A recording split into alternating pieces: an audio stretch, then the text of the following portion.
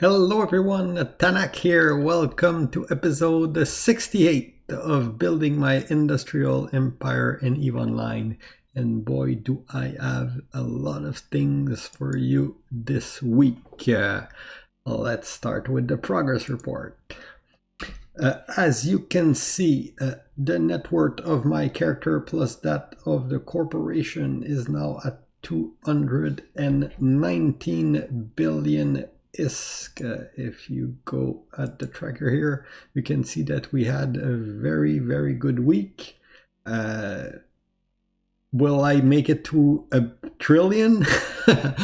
We don't know, but I mean, what seemed like a far-fetched illusion when I started out is actually becoming something that is in the realm of the possibility. So anyway, crazy good week. We will see, let's back to the value here. If you can see, where did the progress come from?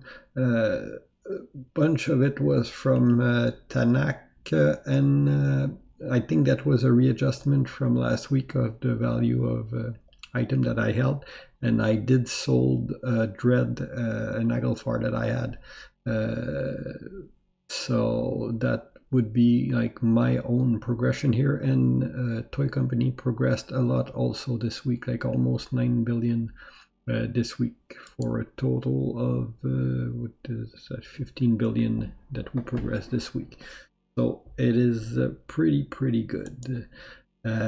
Now HR, it has been crazy, a crazy week. The recruitment since I appeared on Talking in Station has been through the roof. We have a lot of active member, a lot that joined. If I go here on the on home here on details, we're almost at 300 member just in Toy Company. So if I go into the member standing here, and like I like to show, they are actually people that log in. So they are not dead character. I did make a cleanup of the very old character, so we still have a few, but all in all, very, and I mean, and these guys are, some of them are alts that I know that I haven't logged in a bit, but they are like they're in the null pocket with us or in Torino. So there is I mean, it's climbing like crazy. If I go on the alliance level, like I like to show here, back here. According to Zkill, we are at 332, but Zkill is not up to date, because if you go here on Dotlan, you can see that Weapon of Mass Production, we are at 422 member. So what happened? Well, I'll just to summarize this, we got a huge influx in Toy Company of new member following my appearance on Talking in Station.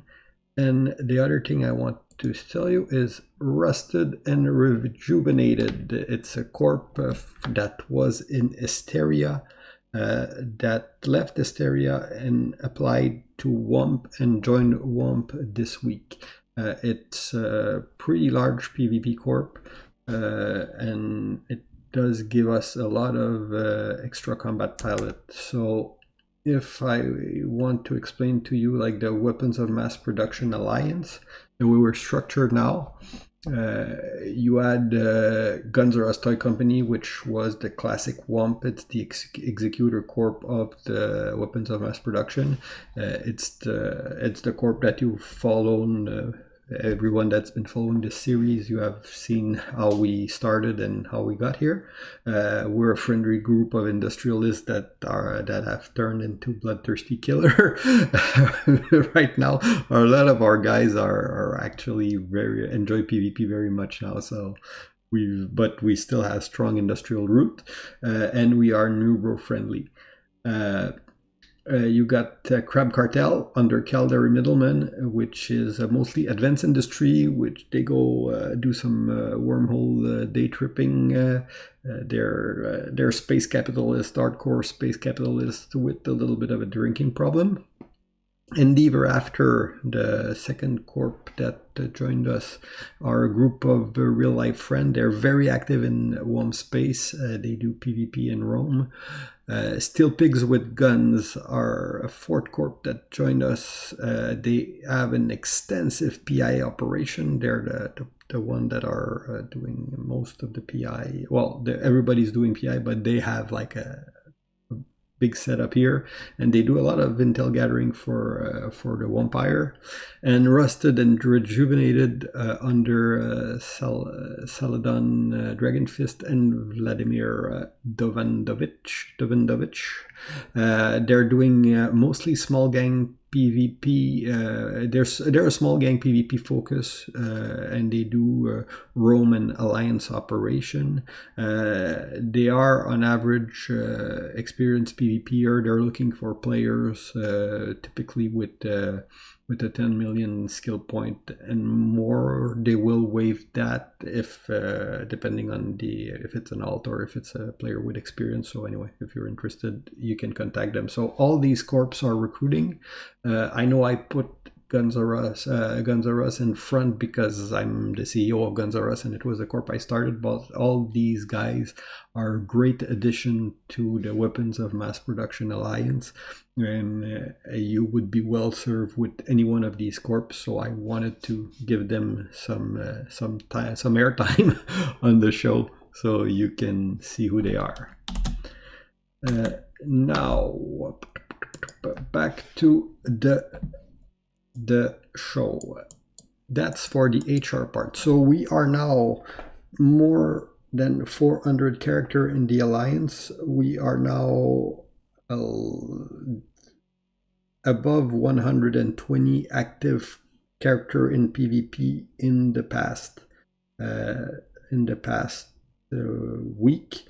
We are what I'm not counting here is all the hauling alt, all out of corp alt, and everything else. I mean that you will get in a typical any alliance that has enough size. I mean, people, you play Eve. If you're watching my show, you play Eve. You know that a guy typically has one main and like an hauling alt outside of corp and some eyes for spying, and it's all part of the game. So that's our number on paper.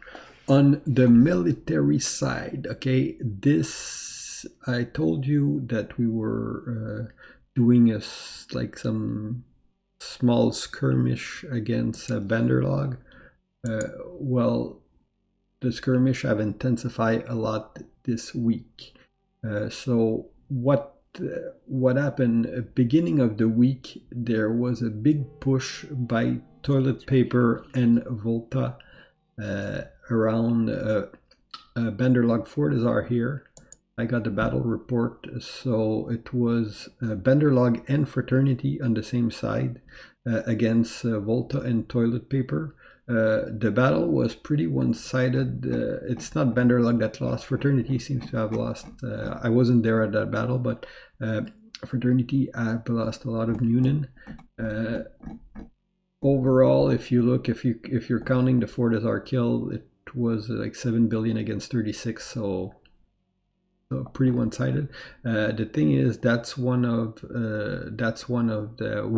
of the main Banderlog duck up in the area.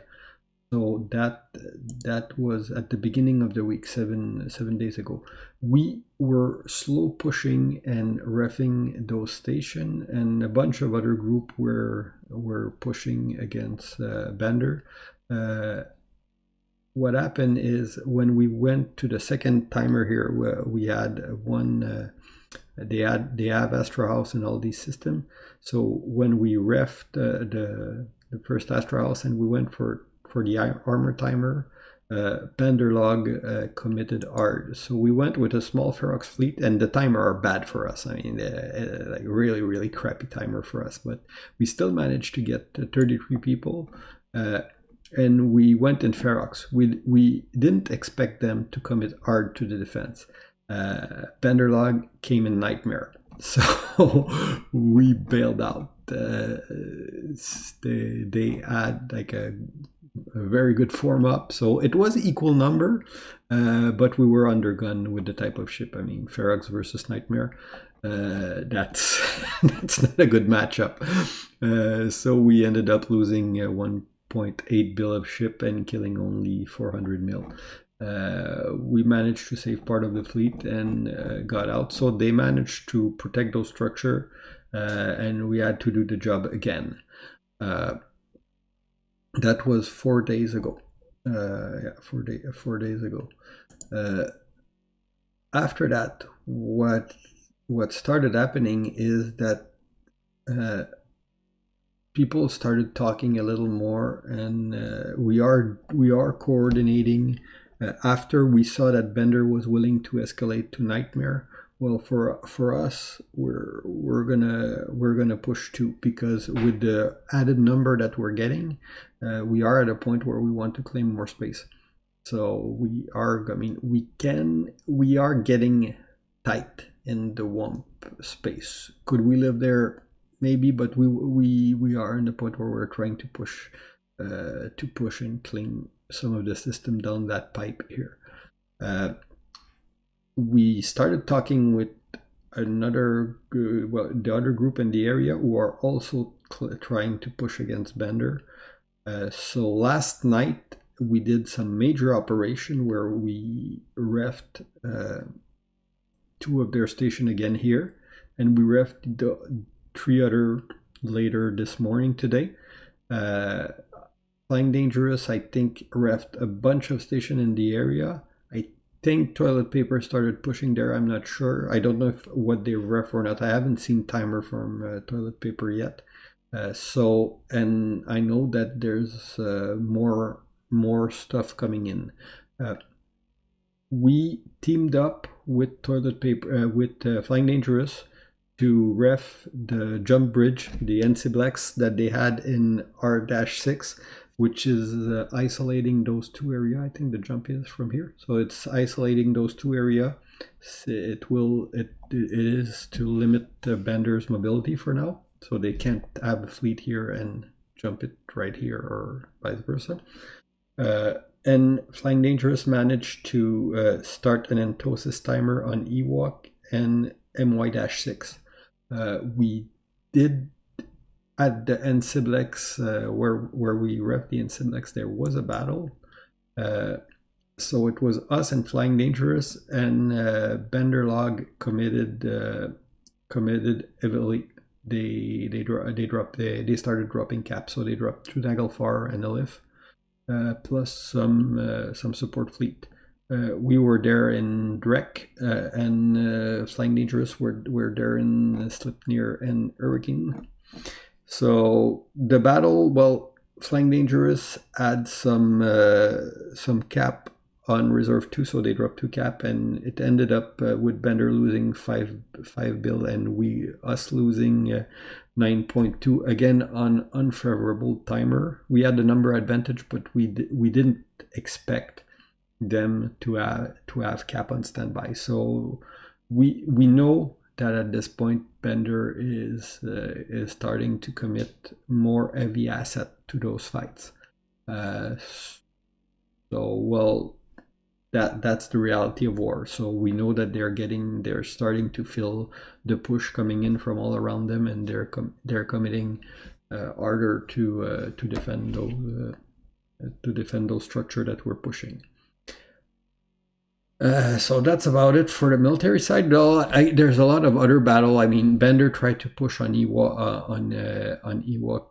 this morning to entosis, because Ewok is in a strange situation where Quote as the iHub and Bender as the TCU.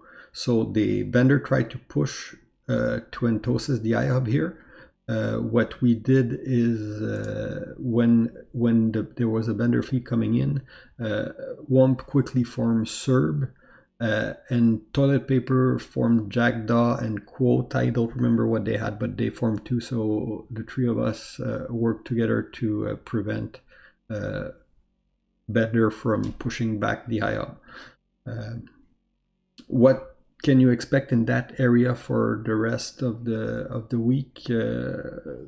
Everything's open, but I know that this weekend we want to commit on most of. I mean, we want to commit on most of these timer for the most timer that we can commit, either for us or for helping other people in the area with the hope that in return they will help us on our timer when we need them.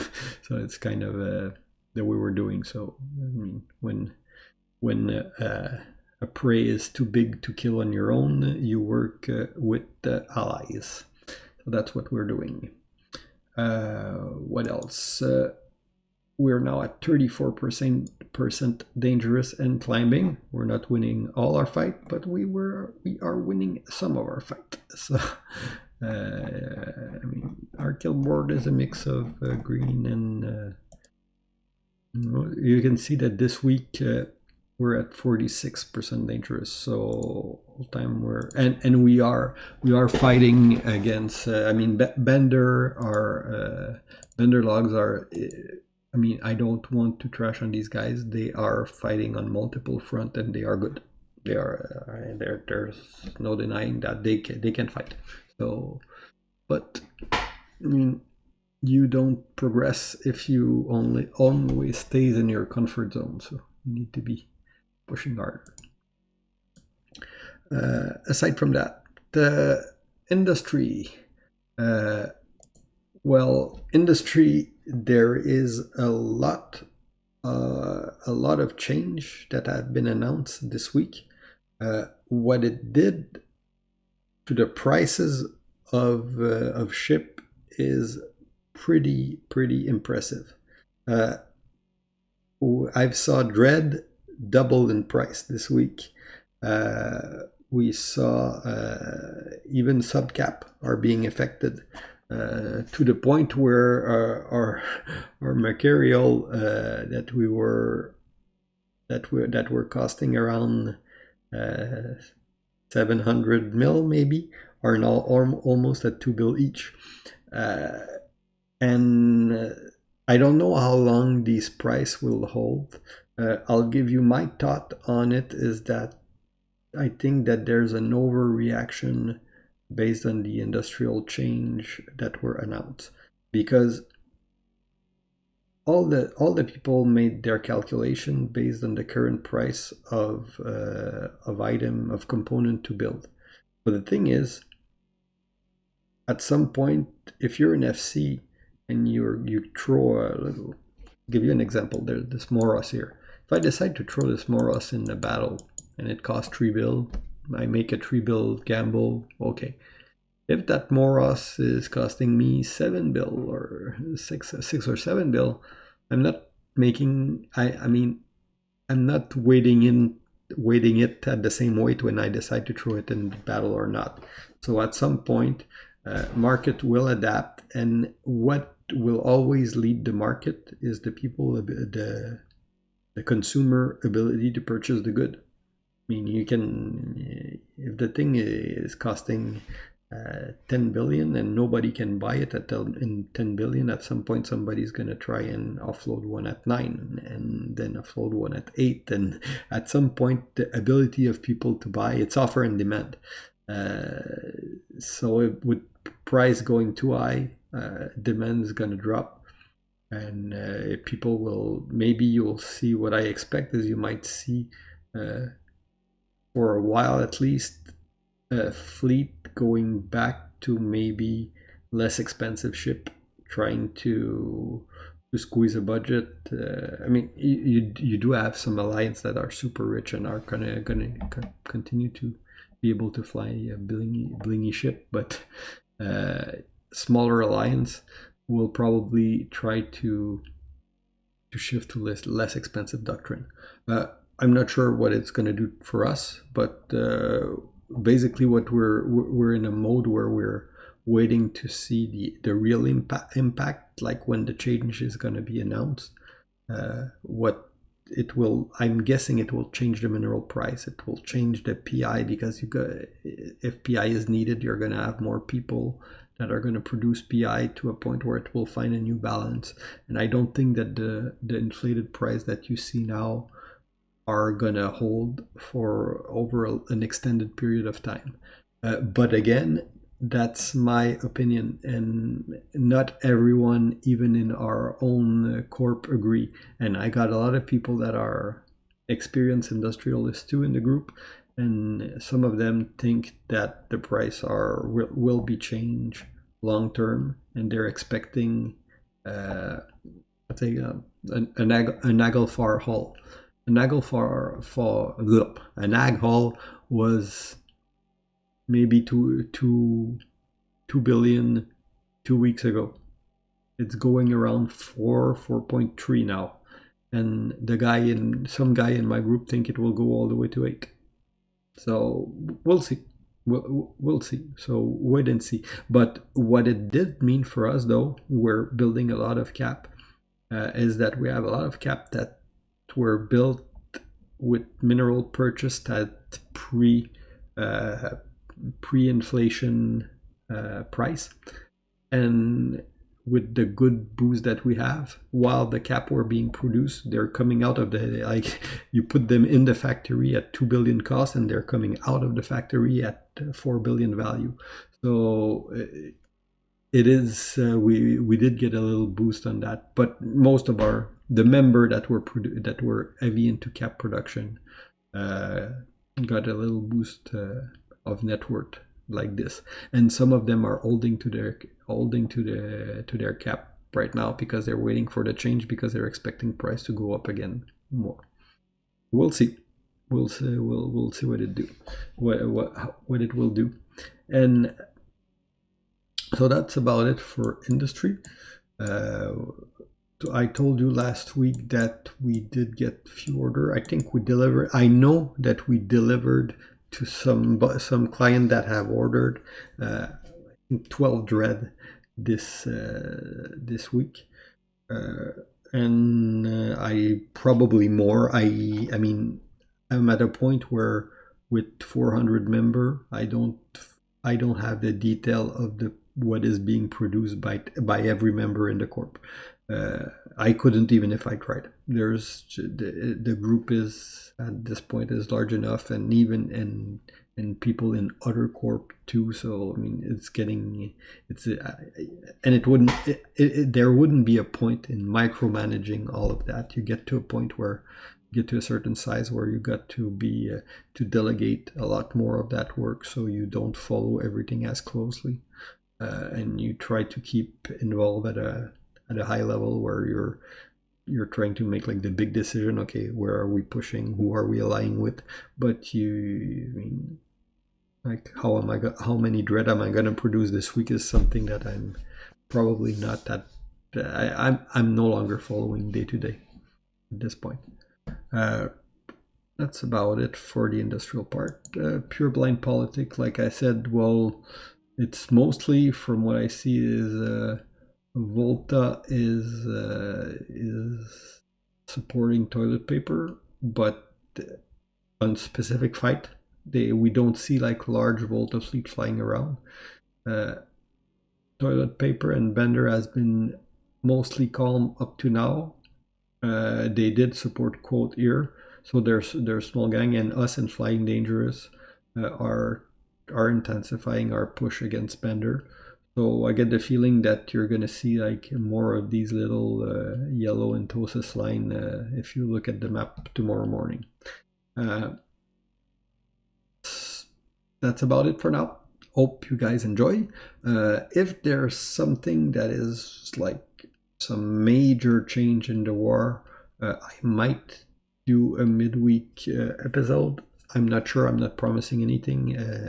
I do have an alliance to run, so I try to make them if I can, and if it makes sense to make them. we will definitely, we have timer this weekend, so we will have a few good battle report. We are not ourselves currently under attack, so we'll see. We'll see how it evolves for the rest of the week. So have fun, guys, and see you next week. Bye bye.